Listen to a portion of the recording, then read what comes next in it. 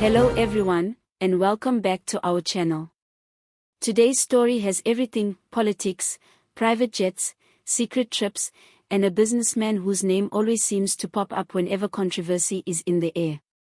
We're talking about ANC Secretary-General Fikile Mbalula, who's found himself under intense public scrutiny after reports revealed that he took a quiet trip to Libya aboard a luxury private jet owned by none other than Adriano Mazzotti.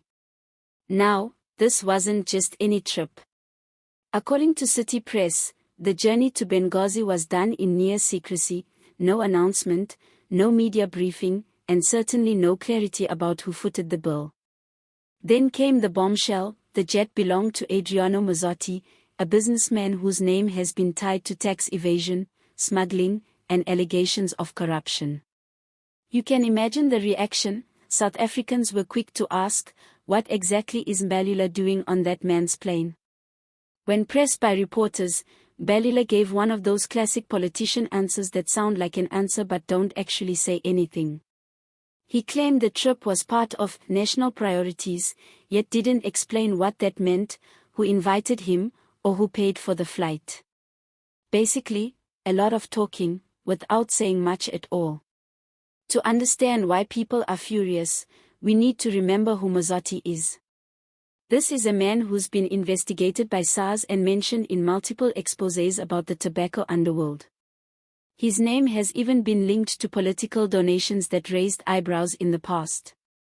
So when someone of Mbalula's stature hops onto Mazzotti's private jet for a mysterious foreign trip, it's not hard to see why people are suspicious. South Africans are asking, what was the real purpose of that trip? Why the secrecy? And if this was indeed official ANC or government business, why use a plane owned by a controversial businessman instead of a government aircraft or a commercial flight? These are not small questions, especially for someone holding one of the most senior positions in the ruling party. Opposition parties are having a field day. The DA, EFF, and civic groups have all called for Mbalula to come clean. They want a full breakdown of the trip, who paid for it, what meetings took place in Libya, and whether any state resources were involved. Some are even calling for an independent investigation to establish whether Mbalula breached ethics or benefited personally from the arrangement. This comes at a bad time for the ANC. Public trust is already at an all-time low. Corruption scandals, internal divisions, and endless promises of reform have worn down confidence in the party's leadership. Every time a story like this breaks, it reinforces the belief that some politicians simply don't get it, that transparency isn't optional when you're in public office. Political analysts say this controversy could seriously hurt Mbalula's credibility, not just with voters, but within the ANC itself. His role as Secretary-General makes him the party's chief organizer and public face, and that position demands integrity. If the story turns out to be worse than it already looks, it could give ammunition to his rivals inside the party who would love to see him weakened ahead of future leadership battles. Now, let's add some irony. Mbalula is famous for his bold speeches about accountability. He's often quick to lecture others on clean governance and ethical leadership. Yet here he is, dodging questions about flying on a jet owned by a man accused of dodging taxes. You couldn't script it better if you tried. Some say it's just optics, that maybe Mbalula had a legitimate reason to go to Libya, and Mazzotti's jet was merely convenient. But in politics, perception is everything. Even if nothing illegal happened, the decision to associate with a figure like Mazzotti raises serious questions about judgment. It's like swimming with sharks and then being surprised when people ask why your leg is bleeding. There's also the broader issue of influence. Adriano Mazzotti has been linked to various politicians and political movements over the years. His name keeps surfacing whenever money and politics cross paths in South Africa. Whether those links are exaggerated or not, the perception that businessmen can buy access to powerful figures is dangerous for democracy.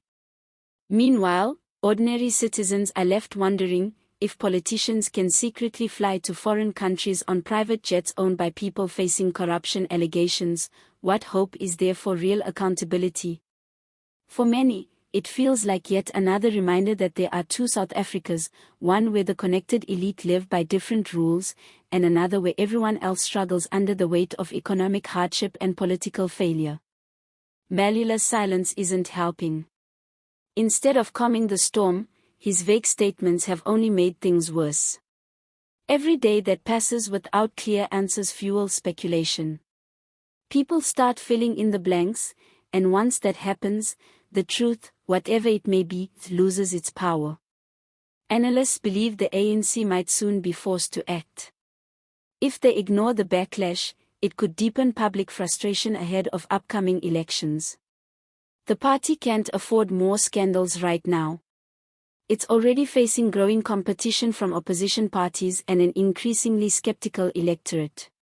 Some insiders even believe that Mbalula's handling of this controversy could determine whether he remains a key figure or becomes politically isolated. But let's not forget, this is South African politics. Scandals come and go, and somehow, many leaders survive them. Whether this Libya jet saga fades away or explodes into something bigger depends on how Mbalula and the ANC respond in the coming days. So what do we make of all this?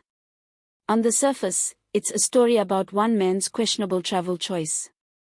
But underneath, it's about the ongoing crisis of trust in South African politics. It's about the blurred lines between power, privilege, and accountability. And it's about whether leaders who preach transparency are willing to practice it when the spotlight turns on them. For now, South Africans are waiting for answers that actually make sense. Because national priorities just doesn't cut it when you're flying to Libya on a luxury jet owned by a man whose name is practically synonymous with controversy. So, what do you think? Was Mbalula justified in taking the trip? Do you believe his explanation, or do you think there's more to the story than he's letting on? Should Parliament or the public protector step in to investigate? Share your thoughts below, we want to hear from you. If you found this story insightful, don't forget to like the video, share it with others, and subscribe to our channel for more deep dives into South African politics and current affairs. Thanks for watching, everyone. Stay informed, stay curious, and keep holding power to account. See you next time.